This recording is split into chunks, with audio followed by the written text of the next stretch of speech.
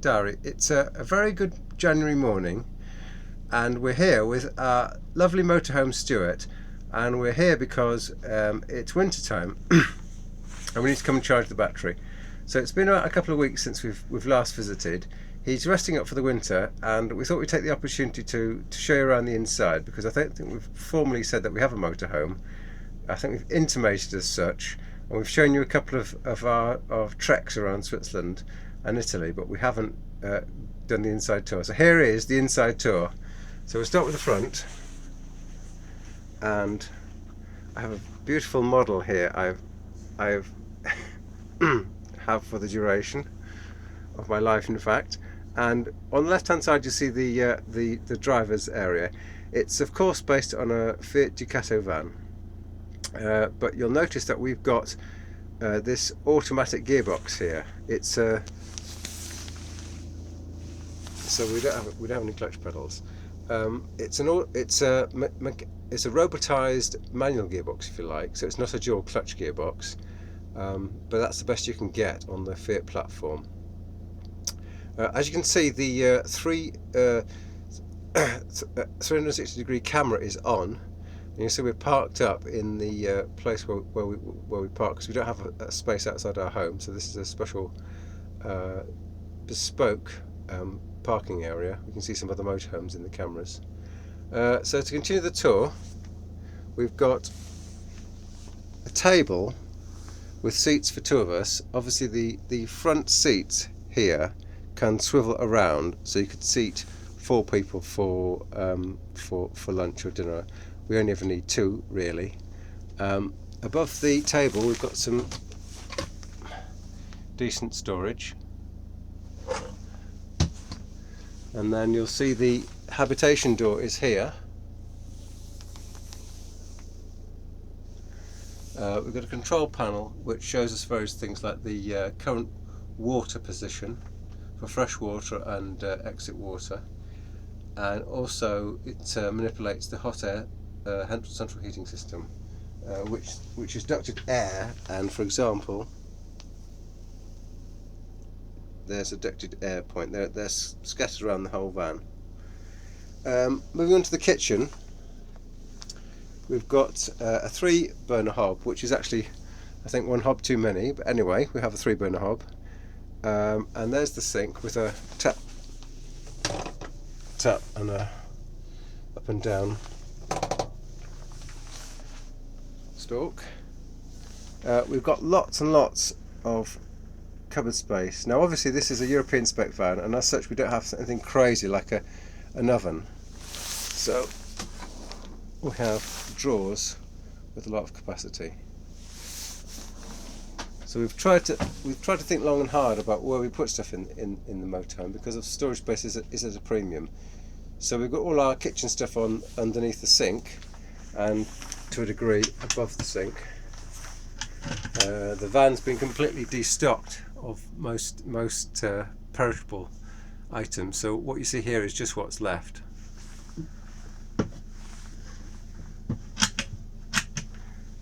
Obviously all of these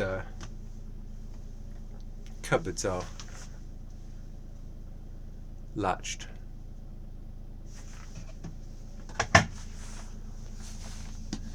Now we've had a power socket fitted here, because what we ideally wanted to do is to put a microwave at this point above the above the lights for the cooker. We haven't found the right size microwave yet, but when we do we can fit one. Now it would run off mains, and we don't have an inverter, and that wouldn't be typical on this size of vehicle. So it would only be of any use whilst we're at a site with electrical hookups. And so far we've done quite a lot of off hookup camping. So we're beginning to realise that because the microwave wouldn't be used on a per visit basis, it's possibly less useful to have one. So we're still going to get one, we just haven't. It's not really a priority. So moving on to the fridge, we did have the option to have a larger fridge, but we've specified the smallest fridge because it's enough for what we need. So there's a freezer there, and we can have some extra clothes space underneath it, which I'll show you in a second. Above the fridge we've got some power sockets and a multi USB gadget which also feeds some extra 12 volt sockets, so we can tee off from there some extra 12 volt appliances like a jug kettle that we've got, 12 volt kettle. But you can see there's wires coming out, and those wires would be our sort of USB charging station. But we have a second one, but that's our primary one. So just going back to the fridge, underneath the fridge we've got 3 quite large drawers, obviously full of not very much at the moment, but you can see we have in fact labelled them, obviously, so normally they would be full of my clothing. Moving backwards, you'll see we've got the toilet and sink on the left and the shower on the right and the bed at the back, so let's just go into that. So this is a 6.7 or 8 metre vehicle, and in fact it's a Dethleffs version that apparently we believe has been discontinued, but we bought it specifically because it has an independent shower,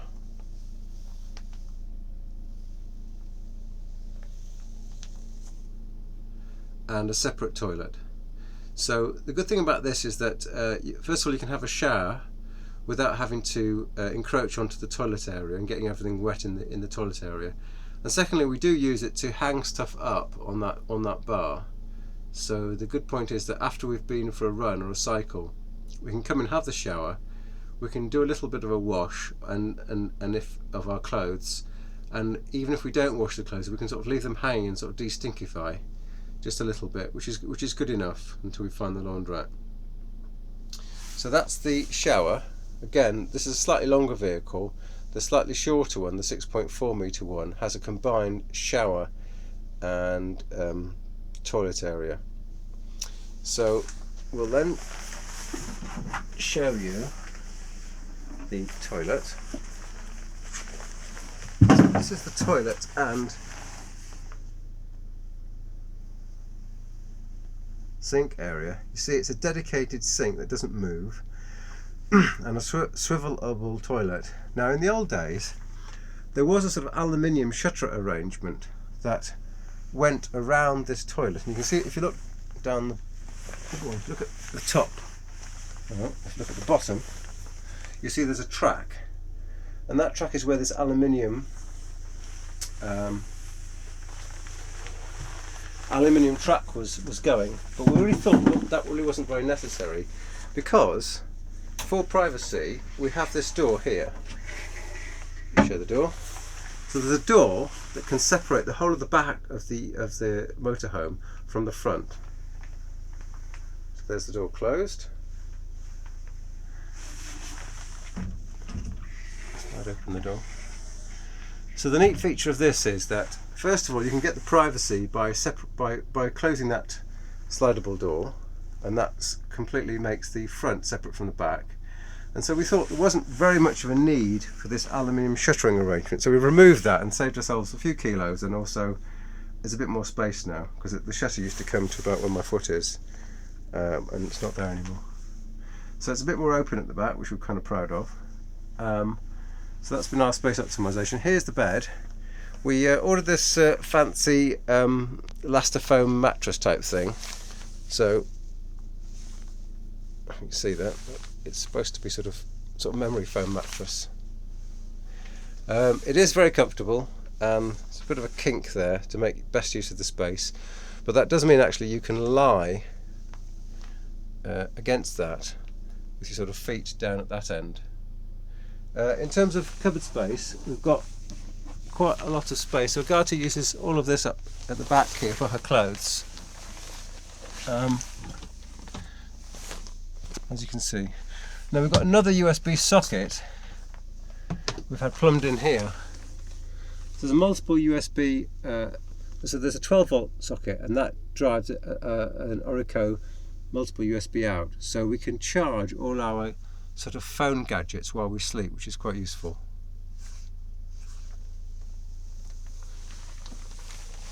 So finally, I'm showing you all the storage spaces. The only thing to go into is on the inside at least, is the rather cool fact that we have a little safe here, which is good. It's a factory fitted safe, and that gives us a bit of security. So when we're out and about, we can put our valuables like passports and things like that in there. It's not big enough for a laptop. I think Agata can fit an iPad mini in there. No, sorry, iPad, full-size iPad, not iPad mini. A full-size iPad in there.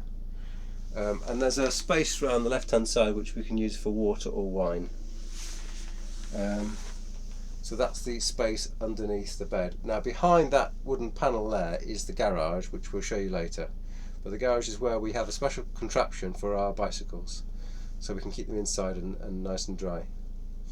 So I think that concludes the inside tour of our Dethleffs T8. I hope you enjoyed watching, and we will continue with an outside tour and a tour of the garage. Thanks for watching.